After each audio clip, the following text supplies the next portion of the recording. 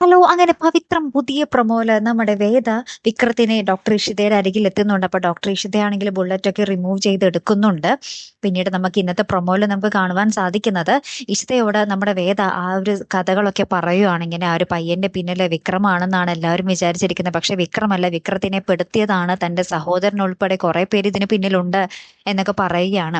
അപ്പൊ നമ്മുടെ ഇഷിത പറയുന്നുണ്ട്, ഓ അങ്ങനെയാണോ, ആ പയ്യന്റെ ആ ഒരു മരണത്തിന് പിന്നിൽ ആരാണെന്ന് കണ്ടെത്തുന്നത് വരെ നിനക്ക് വിക്രത്തിനെ എവിടെയെങ്കിലും ഒളിപ്പിക്കണം, അതല്ലേ നിനക്കിപ്പോ വേണ്ടത്, ഞാൻ സഹായിക്കാം എന്ന് നമ്മുടെ ഇഷിത പറയുന്നുണ്ടേ. ലാസ്റ്റ് നമ്മുടെ വേദ വിക്രത്തിനെ ഇഷിതയുടെ അരികിലാക്കിയിട്ട് വേദ എങ്ങോട്ടേക്കോ പോകുവാട്ടോ, ആരെയൊക്കെയോ കാണാൻ. കാരണം ഇതിന് പിന്നിൽ ആരാണെന്ന് വേദ പുറത്തിറങ്ങിയാലല്ലേ അന്വേഷിച്ച് കണ്ടെത്താൻ സാധിക്കുകയുള്ളൂ. അങ്ങനെ ആരൊക്കെയോ കാണാൻ നമ്മുടെ വേദ ഒരു വീട്ടിലേക്ക് കയറി ചെല്ലുന്നുണ്ട്. ഇഷിതയാണെങ്കിൽ ഇവിടെ നമ്മുടെ വിക്രത്തിനെ ബാക്കി കാര്യങ്ങളും സ്റ്റിച്ചും കാര്യങ്ങളൊക്കെ ഇട്ട് ശുശ്രൂഷിക്കുകയാണ് നമ്മുടെ ഇഷിതയായിട്ട്. ഇഷിതയാണ് നിലവിൽ നമ്മുടെ വിക്രത്തിനെ നോക്കുന്നതേ.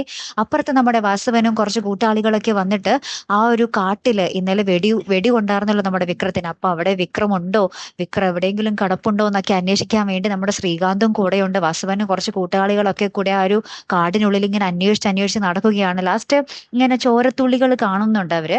ആ ചോരത്തുള്ളികൾ ഇങ്ങനെ വീഴുന്ന ആ ഒരു വരിയിലനുസരിച്ച് ഇവരിങ്ങനെ നോക്കി നോക്കി നോക്കി എവിടെയോ പോയി എത്തുന്നൊക്കെ ഉണ്ടേ.